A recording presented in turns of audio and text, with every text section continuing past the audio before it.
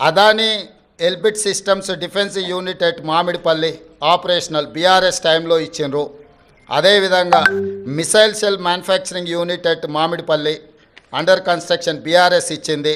Microsoft data centre at Ellikatta BRS ఇచ్చింది.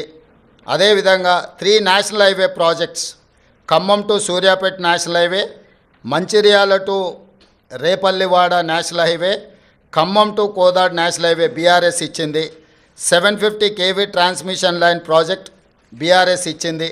ఇన్ని ప్రాజెక్టులు బీఆర్ఎస్ ఇచ్చి ఈరోజు same counter drone manufacturing unit at Mamidipalli BRS ఇచ్చింది. ఇన్ని ప్రాజెక్టులు బీఆర్ఎస్ అదానికి ఇచ్చి అదానితో అంటగాగి అదాని దగ్గర కమిషన్లు మెక్కి నేను చేసిన ప్రయత్నం అదాని సిఎస్ఆర్ ఫండ్స్ నుంచి తెలంగాణ నిరుద్యోగ యువకుల కోసం వాళ్ళ భవిష్యత్తును నిర్మించడం కోసం ఆలోచన చేసి యంగ్ ఇండియా స్కిల్స్ యూనివర్సిటీకి లక్షలాది తెలంగాణ నిరుద్యోగ యువకులకు ప్రయోజనం చేకూర్చే విధంగా సిఎస్ఆర్ ఫండ్స్ కింద 100 కోట్లు తీసుకొస్తే అది రాష్ట్రానికి ప్రయోజనం. ఇన్ని ప్రాజెక్టులు ఇచ్చిండు. ఈ ప్రాజెక్టులు అన్నీ ఇచ్చినందుకు కేటీఆర్ను ప్రాసిక్యూట్ చేయాలనా? అదానిని కేసీఆరే కలిసిన కేటీఆర్ అనే కాదు. దీనికి ఏం సమాధానం చెప్తాడు?